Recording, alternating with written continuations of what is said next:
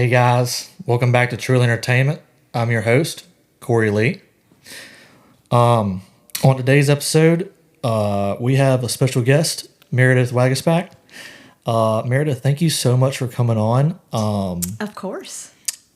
So Meredith is a passionate entrepreneur, the founder of Sweet Baton Rouge, owner of Library Wine and Provisions, the host of the Nouveau Podcast, and a future author. Someone who's built a thriving career out of creativity, resilience, and a deep love for her community. Thanks for coming. Thanks. I'm so glad to be here.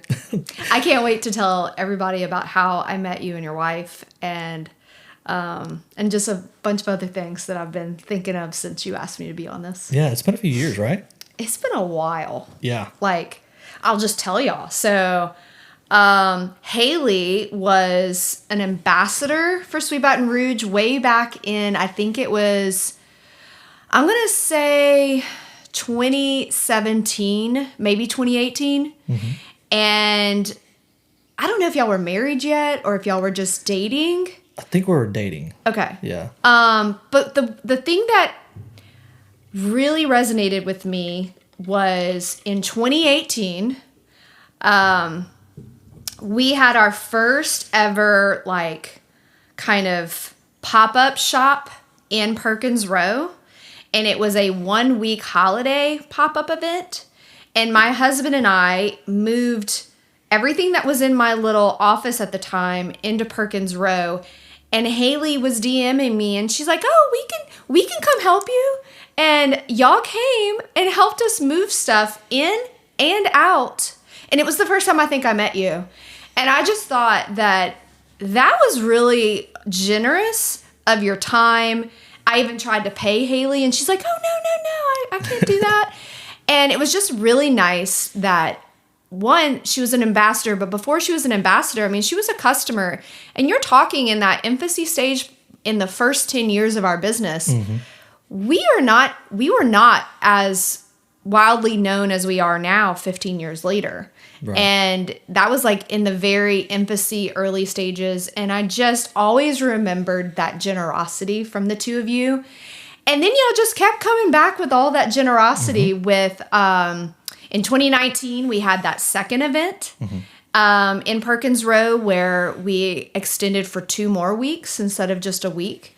And then our ultimate tailgate was in 2019. Yeah, and so, I remember that. And then ever since then, I've been like, "Hey, y'all want to come be in my photo shoots?" And just you two as a couple have been really involved in my business for over the years. And it's just really cool to see you start an online business and then you have a place for people to come and then you build friendships. And so I was really honored that you asked me to be on your podcast. Oh, I can't thank you enough for coming. Yeah. Me and Haley, we try our absolute best to try and help our local businesses because there's nothing better than helping people in general. Mm-hmm. I think, whether it's, good juju or whatever, right? Good karma. I just always have this, and Haley as well. We just want to help. Yeah. We really do. We feel called to help as much as we can. And I felt it, y'all were great help to me. And that's part of what Sweet Baton Rouge has been always about, is trying to build a community with complete strangers and having some form of a friendship through online. I had a customer in my DMs yesterday, and she's like, "I didn't expect to get a response from a human." Yeah. And I was like, well, I'm always in my DMs, and I think it's the first way to communicate and have conversations. If somebody's going to reach out and ask me a question, I'm going to respond. I don't want those DMs to just not be answered. I like that so much because it makes it more way more personal to the actual customer. I think that is an excellent approach. I mean, I always, just if I have the opportunity to speak to a customer, if it's through email, through Facebook Messenger, through Instagram DMs, even just in my store or just in passing, it is a privilege to have that opportunity to even get to talk to them. Yeah. So it's an honor anytime someone asks me a question, even if it's something I have to say no to or something that I can't really respond to, I'm going to respond one way or the other. I love that. Thank you. So, a little bit about Meredith. She grew up in a small town in North Louisiana and firmly believes it is never too late to chase your dreams. I can't speak on that enough. Yeah. And I got to say, your small town is very much like my small town. Centerville? No. Just in the way that you have one gas station and it's a restaurant. Yeah. I grew up in a town called Athens up in North Louisiana. Okay. And it was so small that we did not have... we didn't have a stop sign. We didn't have a red light. Mm-hmm. We had one gas station, and it's closed now, but it was called Russellville. And it was the only place in North Louisiana, like in that little area, that you could buy alcohol. Mm-hmm. So everybody flocked to Athens just for the alcohol. So I never did because I wasn't old enough. And by the time I was, I'd moved to Baton Rouge, and it closed down. That's hilarious. Yeah. Sorry, I'll let you continue. No, it's good. It's good. Before we continue, let's take a quick break. Okay, you got it. Yeah. All right. And we're back. Sorry about that, guys. So we were getting to know Meredith. Her story is a true example of perseverance. After 2 unsuccessful attempts at college, I did not know that, by the way, and several moves and life changes, she pushed forward and eventually earned her degree in marketing. That journey, full of highs and lows, shaped her into the business owner and creator she is today. It's a story of personal growth, resilience, and never giving up. I love that because I've talked about it before, but I've talked about having this podcast for 5 years, and I truly, truly believe, I don't care what small step it is, just keep going and keep taking a step forward and talking about it, saying what you're going to do. And what helped me a lot with this podcast is I would say, hey, I'm gonna have a podcast one day. Yep. And all of my friends were like, are you really gonna do it? It's been 3-4 years, and I finally took the step. So I love that. Yeah, I'm a big whenever I was in high school, my dad was in the Navy, and I was a big runner, and I played basketball. And I just remember, like, I really wanted to hit this goal. I can't remember what it was to run the 100 meters. Mm-hmm. And I'm 40, almost 46 years old, so this is a long time ago, so I could be totally off. But I think, and don't quote me on this, but I think I wanted to run it in, like, I don't know if 12 seconds is fast or slow. I don't know, but I feel like 12 seconds is in my head. And I could be totally off, but it doesn't really matter. Whatever the time was at that time, back when I was like 17 and 18 years old, my dad, I liked that he wasn't extremely goal-oriented, but I liked that he kind of put these thoughts in my mind was, just set a goal, say what time you wanted to be at, or, I liked to work out back then, and so, like, try to do at least 12 military push-ups or 100 sit-ups. Yep. And, and just kind of started for me to start thinking about setting the bar of what I wanted. Yeah. And that has always resonated with me my whole life, that everything I set out to do, there's always some type of goal attached to it. And I feel like as long as I can attach a big or small goal, I have something that I'm always working towards. And, there's many times that I've wanted to throw the towel in with Sweet Baton Rouge, many times. And God circled back and just somehow, like, gave me life back to keep going. And it's been just the most incredible journey, starting a business completely from scratch, and all from just doing it. And I didn't even know what the heck I was getting myself into. Right. And I could have never imagined where I'm at today.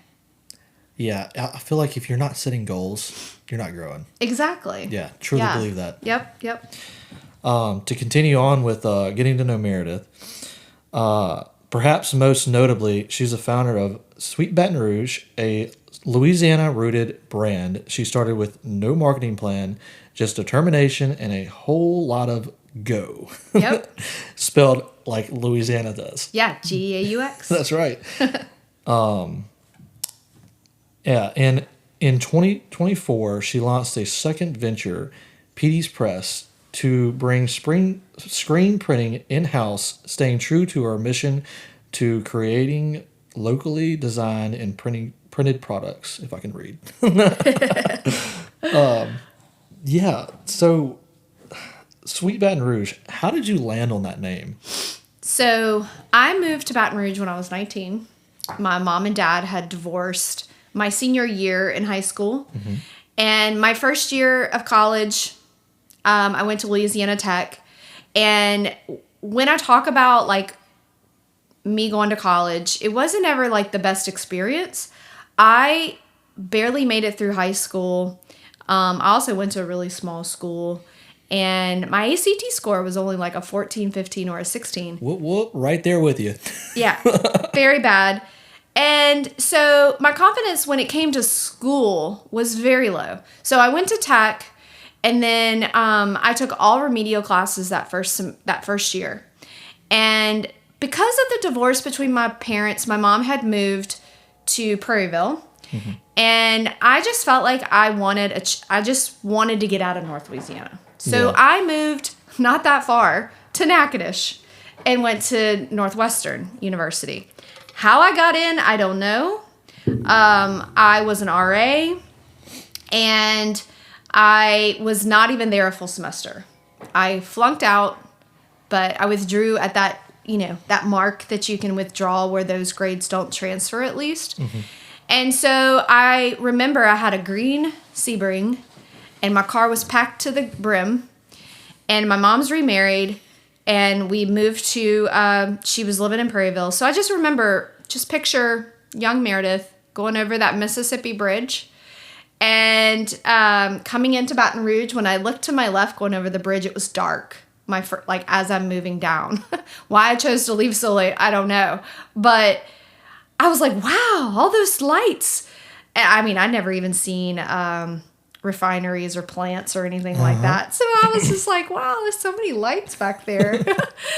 And so anyway, so once I kind of like the Mississippi Bridge always just kind of, and my eyes are watering today. I don't know why. But I just remember going over that bridge. And then somewhere in that year, calling Baton Rouge, I heard it a lot. Yeah. And always stuck in traffic. And just really just kind of like immersing myself into living in Baton Rouge, where we lived really, I did at first, like in the outskirts in Ascension Parish. And I mean, you imagine, like, I'm a young girl that grew up in a town of less than 300 people. And then I moved to this big town, and I was just like in awe. And I just really loved calling Baton Rouge. And that was before I even knew that it had any form of a connection to LSU. I just loved the song. Yeah. And so when I decided to start my business, I wanted to do a t-shirt initially with Calling Baton Rouge, but I ended up digging a little deeper into the lyrics, and I loved when he said, I'm in my Sweet Baton Rouge. Mm-hmm. And so that's kind of where Sweet Baton Rouge came from. And it started off just as a t-shirt. My legal business name is Football Tees. And so the first 5 years was just like me, just kind of, I knew I wanted a t-shirt company. I loved football. And it was just a lot of just exploring and figuring out what this business was going to be. Like, I didn't start it with a marketing plan. Yeah. Like, I have a podcast now that really talks about all the things that you need to have from a marketing standpoint to have a business. But, I just kind of went in very blindly, and I really allowed to get to know my customers, begin to understand exactly what they would love to see from this t-shirt company. And so it just really was a very bumpy road those first 5 years until I kind of became stable and had a better, deeper understanding, and then was able to start growing our t-shirt portfolio. Wow. All from Calling Baton Rouge. All from Calling Baton Rouge. Huh. I never knew that. I was a big Garth Brooks fan too. I'll never forget, like, my first concert I ever went to was in Shreveport. My big brother took me and my family all to go see Garth Brooks. Mm-hmm. and he's 15 years older than me, so it was so cool. I had my Wranglers on and my cowboy boots, and it was just, like, that was like the coolest concert I'd ever seen. And so I've always loved Garth Brooks. And so I was sad when he took a major hiatus, even sadder when he changed his name and had this whole other persona. Yep. And I was glad that he came back and resonated with his roots and who he was. And I will always be just, a big Garth Brooks fan. Yeah. So we talked a little bit about the Petey Press that you launched. Do you think that you have more freedom with conceptual ideas for your t-shirts now that you have your own press? Last year was a very hard season. Not only was the economy really hard, but I decided in April of last year, which is I'm feeling super grateful being that we just finished April this year. Because last April I shed a lot of tears. I thought, with me opening this screen printing business, I just was ready to fail. Like, I felt like I was going to fall flat on my face and completely fail. Really? And shortly into getting the equipment set up and kind of learn, like, I didn't know anything about screen printing from, like, the standpoint of me actually having to learn how to do it all. I would go into the company that did all my printing locally, and the owner there was really awesome, and he still is. And I would say he's always been a mentor of mine. Like, we've worked together for the last 10 years. And so he has an automatic press, and so things look so much easier through an automatic press. But you don't know, like, all the behind the scenes that goes into screen printing. It starts from printing film. Well, how do you set up film to make it ready for press? So there's a lot of stages from from press to film to getting it put on into your, what is it called? Onto the screen, and then burning the screen, and then washing the screen out, drying the screen. Did the screen actually, like, did we wash anything out and have to do the whole process over? Like, all those things happen when you're having to print brand new film. And then the easy part is getting it set on the press and registering it. And then now you can actually screen print it.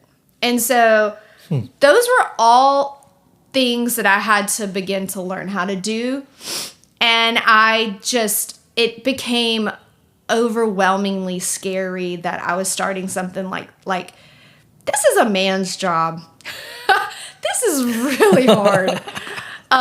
There's like plumbing issues or electrical issues or just you name it, like so many different things that I could have never imagined that I would have to like get down and dirty and do. And then like first few months in, one of my employee that I did this with, she always had like a very big dream to move to Colorado, and the time was now, and it was sooner than they had thought, but it was going to happen. And so I felt really defeated because, okay, I got over the hump. I've learned how to do all this stuff. Mm-hmm. I am the CEO of this business. Like I have a bigger vision and a bigger goal of where my time needs to be. All right. But I also knew, like, we're in the infancy learning phase. I got to keep things going because I got to pay the rent. Yeah. And, you know, like, I initially thought I'm going to immediately just take all these designs and we're just going to screen print them. Like, I just thought it was going to happen like that. But it took, I would say it took us about 7 months. Yeah. Maybe 6 months to get to the point where I felt comfortable taking on more and more inventory to print. And so it was a bit of a slower curve to figure all those things out. And in the summer of last July, I actually was able to hire someone that was very passionate about doing this job. Yeah. And I could not do Petey's Press without her. She was a godsend. Like, I truly believe God sent her for me. Like, literally, I was almost in tears in July. I was screen printing by myself. I was running Sweet Baton Rouge. Like, I was like, what did I just get myself into? But like I've learned through Petey's Press that if you have a desire and you have something that you want to do, like it's not gonna, like you're not just gonna have, rainbows and beautiful fluffy clouds that you walk on. Like it's gonna be hard. But the good thing is that there's always good that comes after the hard. Yep. And I felt like I went through a lot of the hard stuff, and I have this really awesome employee, and I know like equally I'm always scared that she's going to want to leave, but I know like I've done it already. I know I can find somebody if that time comes, but I pray that I don't have to anytime soon. Yeah. And so I was just, I only signed a 1-year lease. I was like, if this doesn't work, I'm proud of myself. I tried. I'm going to go right back to where I was doing it before. And, it does stay within my mission that it's local. Yeah. But to answer your question, I had to set all that up to answer your question. Yeah. So, yes and no. There is now so much more to it. Running the actual business, it's a more like there's more weight involved to make sure like everything happens the way it needs to. Yeah. Versus just sending it off. You know what I mean? But I can, like, example, we're doing a campaign that's going to be launching soon with Better and BTR. So I had the design made, and I was like, you know what? I don't want to start with a large stack of inventory. So I just printed a few samples for me to get photos of. And so that is what's been really great for me having the screen printing press, is to be able to do stuff like that. Where, and I run my business on both businesses strictly cash flow. So it helps too, like, I still try to stick to like minimums and things like that for myself, because it also just takes a lot of time for like setup and what we're spending on ink and all that kind of stuff. So I want to be considerate of my screen printer's time, but also financially, mindful of how I set it all up. So I try to keep everything very consistent with how I was doing it before, keeping it the same way in my own business now. But for little things like that, like when we're doing launches and I'm not really sure if this is going to be the go-to shirt, I always will start super small. And we restock all of our inventory every single week. So we're able to just buy based on how customers are buying from us. And that gives me an opportunity to not like overstock and have all my cash just tied up in inventory that's not selling. Gotcha. So, okay. And I love that we can show behind the scenes. And that was one thing in the control side. I wanted to be able, the more that social media continues to grow, the more people want to see everything about your business and what you're doing. And I love that I'm able to show, one, you can see the human having to manually screen print your t-shirt. And I think it's important to see that, one, is a female ran business, all female employees, and we're out there, like we're in those hot months right now. So it's going to be like this until September. So it's hot, it's sweaty, it's a lot of work, and we're doing it. Yeah. And that's what's really cool. No, I love the behind the scenes stuff that you do, especially on your stories. And yeah, I was listening to your podcast, the Nouveau Podcast, and I love how you were explaining how much it was driving with the behind the scenes stuff that you experimented with. Yeah. Because I took a minute of a break on social media, and I began to just test, just showing more raw, authentic type content. And you definitely are going to see more of a natural consumer excitement. And again, going back to when we first started talking, it's all about the customer and the community, and figuring out a way to not worry about the likes and not worry about the engagement and all of that kind of stuff. It's just trying to master and understand and figure out, how can we get in front of the customer that wants to understand who we are, without you even reading my mission or my visions. You can just immediately think for yourself to see just based on the things that we show.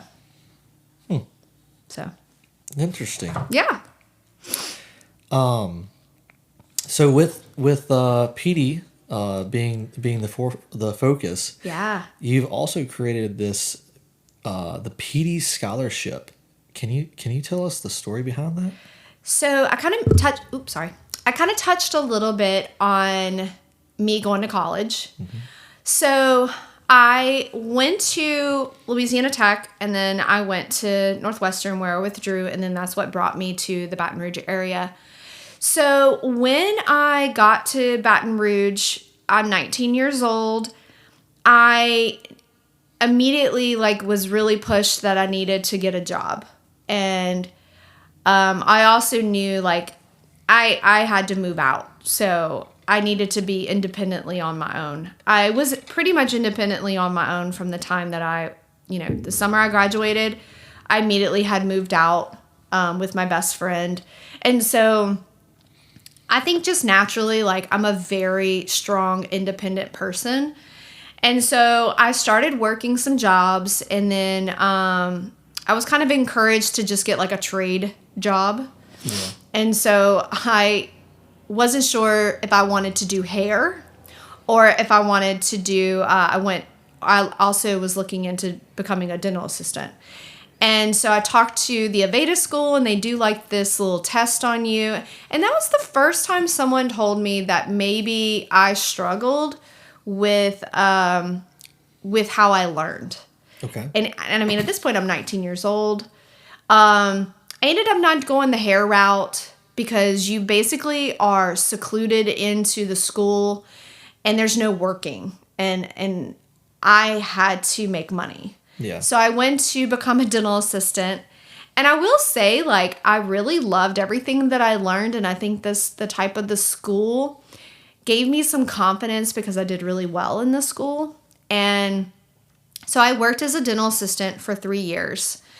And in that 3 years, I think it was around maybe that 2.5 mark, I was just having a desire to still want to do more. Yeah. And not that what I was doing wasn't wonderful, but for my own, I just knew that there was more to my story. And I didn't really know what it was. And so I decided to start going to night school. Mm-hmm. So in my 3rd year as working as a dental assistant, I worked a full-time job as an assistant. I worked on a Saturday at a bridal shop, and I also worked at Express. And then I went to night school. And so once I was able to get my grades up enough, I applied to go to Southeastern. And I really wanted to be a graduate of LSU, but I didn't meet not one requirement, and nor could I afford it. And so part of the why I started the Petey Scholarship was not just for the person that struggles academically, but also for the one that has to do everything. I had to grow up so fast that I didn't really even enjoy any of my 20s because I was, by the time, so I got into Southeastern, I ended up getting accepted, and I worked a full-time job as a store manager, and I went to college full-time Tuesdays and Thursdays. So my life from 23 until I was about 27, every single day was filled with working full-time, going to college full-time, and I couldn't even get a financial grant or anything to help with my college. That's what you call hustling. Yes. and it really made me really frustrated because I was financially on my own. I didn't have any other options to have the luxury to get to live at home. I wasn't given that opportunity. And so I knew that, kind of going back to those goals, my goal was to just get a 3.0 one semester.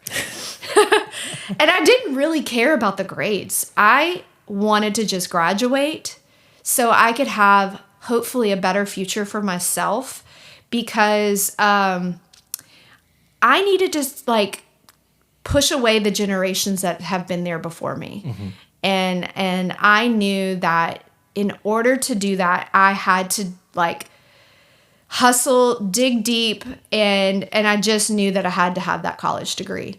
And so the Petey scholarship is very personal because I know that there's so many kids out there exactly like me that either struggle financially or also struggle academically.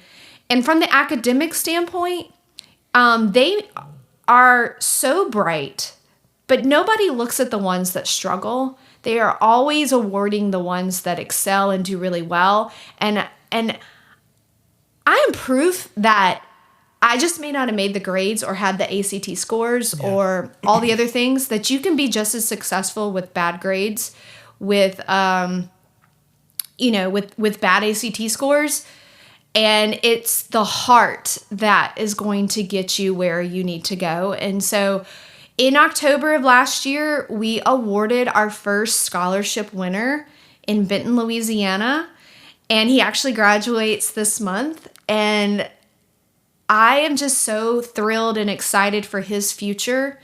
And it was really humbling to read the applications that came through and to just know that I don't care if I make a dime at Sweet Baton Rouge. I am doing something that I hope will be a legacy of who I am one day, and something that this kid or other kids in the future are going to recognize the reason and the passion behind the Petey scholarship and just what I have done and created. Oh, I love that. That is, to have that kind of impact on someone's life. That is such an awesome thing that you're doing with that. I appreciate that. That is, I mean, that strikes a chord. It really does. Because I feel like I'm very much the same way. I have to learn two ways. Yeah. Visually. I'm visually. And I have to like do it. Yes. Too. Hey, we're just the same, because I tell my tennis instructor, she gets mad at me, but I'm like, I'm not going to understand what you're trying to tell me until I do it. Yep. And then I feel it. Yep. And then I understand it. That's like trying to understand something on a computer. You can watch somebody from from behind, but until you're actually physically with the mouse and the and the keys, like you have to. And that's probably why we're such doers, because that's the only way we know how to learn. Yeah. Like my son, he's so smart. He gets, and I'm so happy for that. He gets a lot of his, I would say, brilliance from my husband, but which my husband also has a lot of grit and he's got a beautiful story too. But they learn just from comprehension and looking at things and reading it. And there's no way I could do that. My comprehension level is like, I've gotten better, which I don't know why my eyes are watering. It must be the allergies today. I'm sure the pollen has been. It is bad. This year. But I don't know what I was gonna say, but it's just it's just funny how everybody can definitely learn differently, and I'm just tickled that I learned at a late age of what worked best for me. Yep. And I'm just so glad I never have to go to college again, that I got through that phase of my life and I got a college degree. And I didn't even choose marketing. I just went to a counselor, and I told the counselor what I liked to do, and they're like, "Oh, I think you would be great at marketing." And what's funny is, like, marketing wasn't even a thing, really. Yeah. Like, marketing was like being a salesperson. And I did that after college. And I just love that I've created a full circle marketing in a way at Sweet Baton Rouge. Yeah. And now I get to help young girls learn what marketing is all about.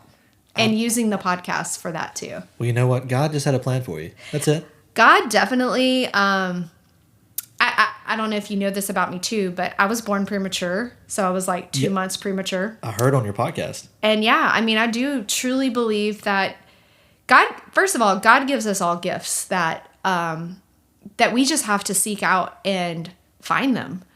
Or he not necessarily find them. Sometimes we don't want to see them.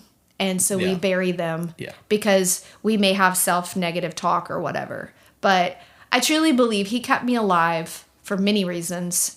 And I'm so grateful and I'm so blessed for every single thing he has done in my life. And he has definitely walked me through some really hard stuff and has carried me through to some really beautiful things. Yeah. Yeah. I can relate. And we could talk about it on another time, but I can absolutely relate. And I love that. Thank you. I love that. I think the Christian community right now, it's a good thing, and I think it's meant to be going on right now because, again, God's timing, I think. That's right. I agree. So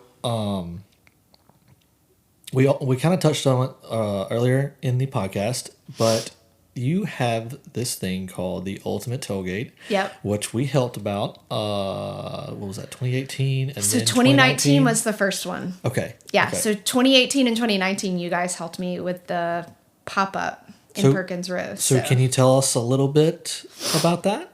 In 2019, I wanted to bring the football enthusiast, game day enthusiast, and make a market out of it where we could sell our t-shirts in front of more people, but also really target and focus on the local market. And so that's kind of the brainchild around Ultimate Tailgate. The first year, it was a very long day. I think we were out there from 12 to 8. And mind you, the Ultimate Tailgate is in the heat of August. And so... Yes. So those first, few years the next year was COVID. Yeah. And so I didn't know, how we would have another one. And we had moved to Electric Depot. Yeah. So it was a little different. It was in September, but... all in all, Ultimate Tailgate is just a really fun way for people to sell game day wear, from a local product standpoint to us selling t-shirts. We usually have live music, and then in the last few years, we have incorporated our jambalaya. Sorry. You good? Everything's coming out of me today. We had... our first jambalaya, which I think was 2 years ago. Mm-hmm. And we moved it back to Perkins Row as well. And we left from Electric Depot and moved back to Perkins Row. And basically, it's just a fun event to really celebrate football season, the kickoff, with jambalaya, with selling local goods, and having live music. Yeah, I love that. And it also helps all the local community too, all the local businesses. Absolutely. And it's such a good time. I mean, who in Louisiana doesn't like music, food, and good people? Exactly. Yeah, and then last year was our first year that we used the Petey scholarship to be part of our charitable arm. Mm-hmm. And, all the money and proceeds that went to the jambalaya tickets. So what was cool was we had a judge's pick, mm-hmm. and then we also had a what was it? It was called something, but basically it was the people buying the jambalaya. They could also choose a winner. So we had two different winners to pick out who had the best jambalaya. And we only have about 4 to 5 different jambalaya people cooking for us. And you've got small pots, big pots, just depending on who the jambalaya is, or the person cooking the jambalaya. But that part of the jambalaya cook-off is a great way for us to raise money for the PD scholarship. I know. I love how you incorporated that. I know. So cool. So before we move to our next topic, okay, I wanted to give a shout out to our sponsor, Sweet Heat for Your Meat. Sweet Heat for Your Meat is a bold and flavorful blend of herbs and spices, perfect for everything from baking, blackening, and grilling. You can find them at sweetheatforyourmeat.com, and then on the website you can actually see all of the areas and stores that they're in. So that's cool. Yeah. I like the name. Yeah, it's definitely one of a kind, and yeah, the orange can definitely pops on the shelf for sure. It definitely does. Very cool. So next topic. Okay. The Nouveau Podcast. So with everything going on, what inspired you to want to start the podcast? Kind of like you. I mean, I would say in the last 4 or 5 years, like once we moved into our store at Electric Depot, I wanted to do something just like we would do videos of where to go, what to eat, stuff like that. And that was like through our blog. It was called the Local Guide blog. And I would do just little videos and stuff like that. So I always knew like I wanted to do something.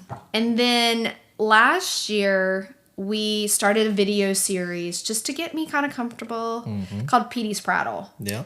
And the prattle was just for me and some of my team members to just kind of ramble and talk and use it as a way to just kind of share like inside scoop of what was going on. Yeah. Which I need to do more of those. It's hard coordinating now with Sweet Baton Rouge, but I do plan on getting back in there and doing more Petey's Prattles because they are fun. And I also wanted, again, really going back to just finding like interesting ways to communicate and have a community within my brand. Yeah. And I thought that was a great way. So that kind of gave me just a little nudge. And then it was really some friends of mine in a women's group that I'm in, the influential BWN.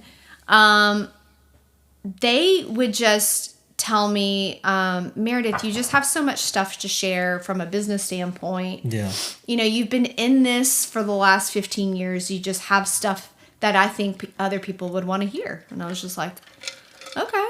So I had the Nouveau kind of name already out there because I also wanted prior to the podcast to maybe like help small businesses, maybe do consulting and stuff. But I just, you know, that's not the way. I really have strong goals for Sweet Baton Rouge, as I mentioned. So I cannot be all over the place. Yeah. So I was like, I really got to be more mindful with my time. Yep. And so that's when the Nouveau Podcast became.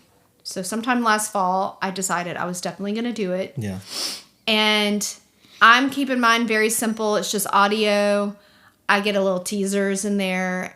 But ideally, I wanted to just share like 2 years ago, I kind of had to go through some really hard times and had to make some very difficult decisions. And from those difficult decisions, I really dug deeper and deeper into my business and began to really, I think at that point, kind of taking a new page in my book of how and where I wanted Sweet Baton Rouge to grow. And from that, I started the podcast with really sharing some of the things that I began doing in my own business that helped me stay consistent and very micro-focused on what those things are. And I began to see like those, like, again, in the last few years, like a lot of pivots and a lot of really good changes have come from all of that. And I think it comes from really narrowing my scope down to really focusing on the things that really matter of what I'm building at Sweet Baton Rouge. And so I feel like I have great relationships with so many local businesses through my past of me working with local businesses, but also through my subscription box with Lanyat Box. And just, you know, I've met so many local business owners that I felt like I started just as small.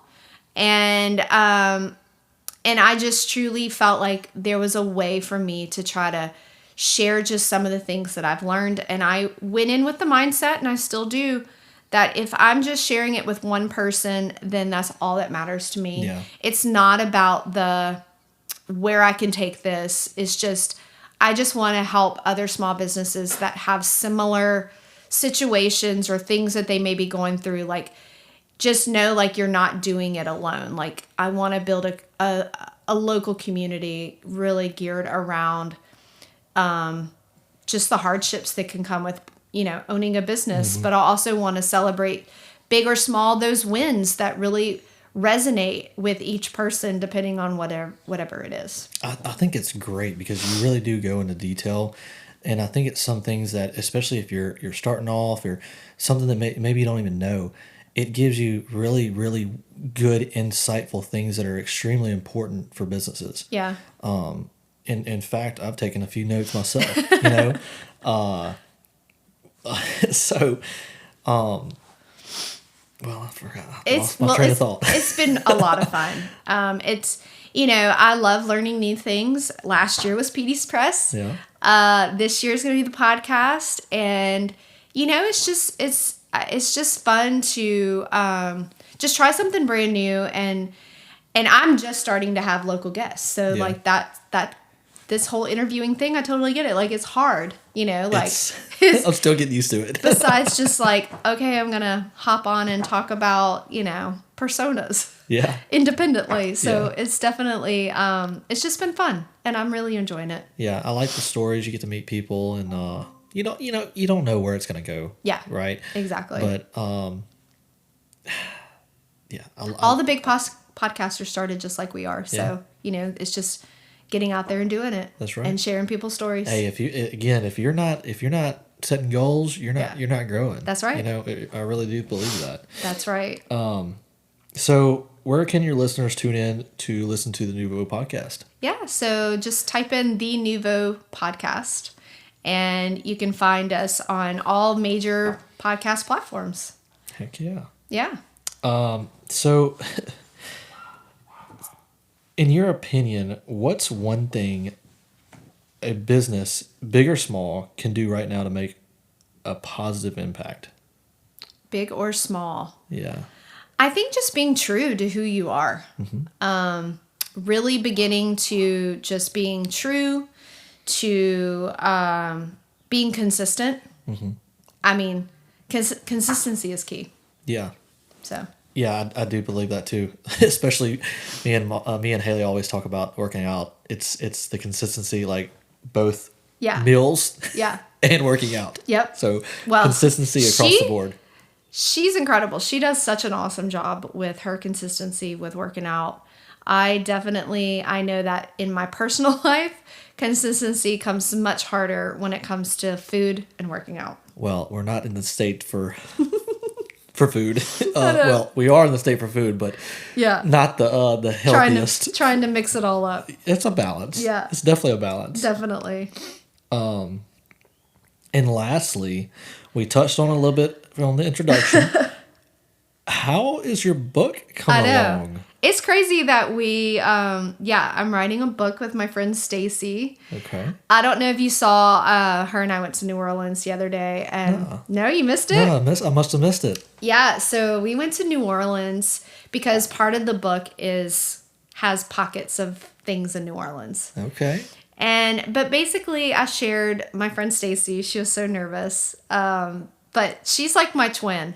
We met 3 years ago. Okay. And she was a big softball, basketball player up in Colorado. And so we have so much in common even to the point where she had ankle surgery about a month and a half ago on her left ankle. We have almost the exact tear. And I referred her to the doctor that did my ankle surgery. And so she's been recovering from ankle surgery. And so we've been reading books together this year. And we started reading The Beach Read. And one day I was like, hey, let's write a book. And again, if you begin to know me, I just love having ideas. And I will say, I have a goal mood board on the back of my door in my office from a year ago that said I wanted to write a book. It was going to be more of a faith-based book, and this is not. But the book is called The Luminescent Bloom. I love that. And it's, we were supposed to talk about what I would say. I don't want to give too much away, but it's basically, it's kind of, we'll just say how flowers can bloom. Mm-hmm. They can equally expire and wilt and die. Yeah. And so it's got a lot to do with relationships and how to navigate relationships. Okay. And you've got some characters that are kind of in relationship. And then you also have some of these characters playing characters. Okay. And them playing the characters are set in New Orleans. And and so I wanted to kind of highlight some places in New Orleans. Again, circling back to favoritism of Louisiana. Rightfully so. And local. And so we actually, this was completely not on purpose, but one of our characters that's one of our characters plays. Her name is Eliza. And as I was like doing some research, there's an Eliza Jane hotel. And so In New Orleans? In New Orleans on Magazine Street. So I booked us a night to go stay there, and we did some writing. So to answer your question, we're 10 chapters in, and as of right now, we have 6 more chapters. And so when we went to New Orleans, we kind of mapped out now where we see the next 6 chapters going and how we'll have it end. Okay. And but we also kind of went back, and the 10 chapters we've already written, we made notes of things to go back and add. And so so it's been really a very fun project for her and I to do together. Mm-hmm. And, you know, we already just said, like, we're all in. We're going to self-publish this. We're going to at least print about 100. I love hardback books. Again, goal setting. Mm-hmm. I can't take the book cover off until I've read it, because I love the way hardback books look without the covers. Yep. And so so all over my house, I have all these hardbacks without their covers. So they're all the books that I've read. And so we're going to start with 100 hardbacks and 50 softback. And worst case, I'll just sell them in my store. Oh, we're definitely going to have to get one. But it's going to be a really beautiful story of just, again, being in relationship. Relationships are hard, either through friendships, sometimes it's marriage, sometimes it's parental. Yep. And all 3 of those are immersed into these characters and how it affects them from a younger age to their adult age, and then all the way through. And so it's going to be a beautiful story. I'm really can't wait to see how we write the ending. And it's just, you know, if I don't ever do this again, I'm really excited to be doing this with my friend Stacy. It's been kind of a way for me personally to kind of work through some past trauma that I've had. Mm-hmm. And it's just been a lot of fun. And I am excited to just, honestly, again, I'm writing this book for myself. And if somebody wants to buy it, that makes me really happy. I can't wait to buy one. Yeah. I can't wait to read it. Is there an estimated time that y'all are trying to get it done? It would be awesome to be finished by July. Mm-hmm. And then I would love for it to maybe be published and we begin selling it in October. Okay. But it just depends. We've been cruising through the first 10, but I just don't know how the next 6 are going to look like. Yeah. And then we have to find someone to edit it. Mm-hmm. And I don't know what that's going to look like. But we wanted to go ahead and just write the whole thing and then let somebody read it and edit it. So we can then make improvements if needed. Gotcha. I hope they'd say, "Oh, this is awesome." Right. Yeah. That's the best. I am personally I even think my husband's enjoying this process, like hearing me talk about it, and it's just been really. I think I'm gonna look back later in my life and just be like, that was one of the coolest things I've ever done. So, I got one last question. It's all script. Okay. But how are you able to manage all of this? Well, I couldn't do anything without the incredible team at my store. Okay. The first 10 years, everything that Sweet Baton Rouge did was me as a sole owner. And in the last, we turned 15 in October this year. In that last 5 years, every single year, I might get to add a new employee. My store manager just, she is leaving us, and she makes her 4th year on May 6th. And I know that I wouldn't be able to do all the things that I get to immerse myself into if it wasn't for my manager.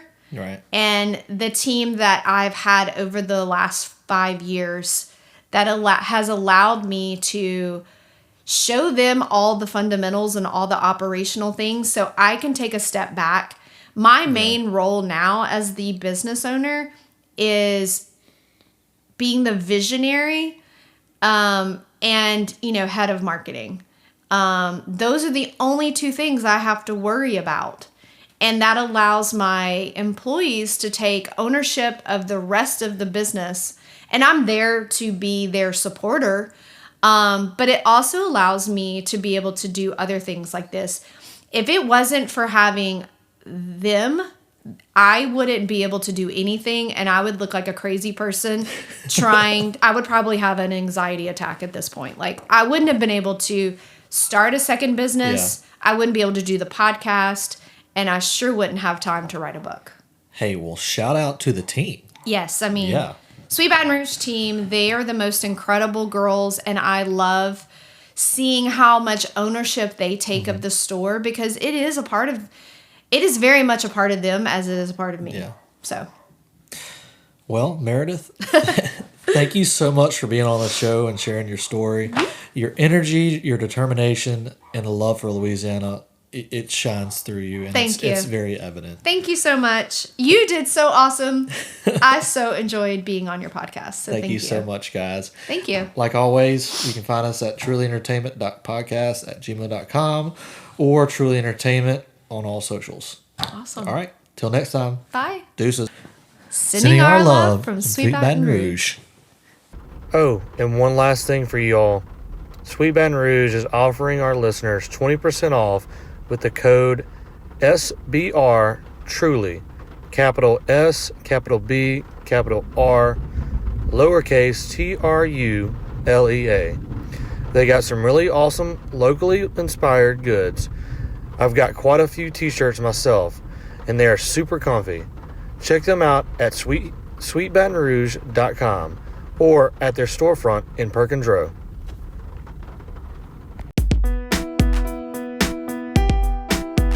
Hot takes, lived experiences. Trulea Entertainment.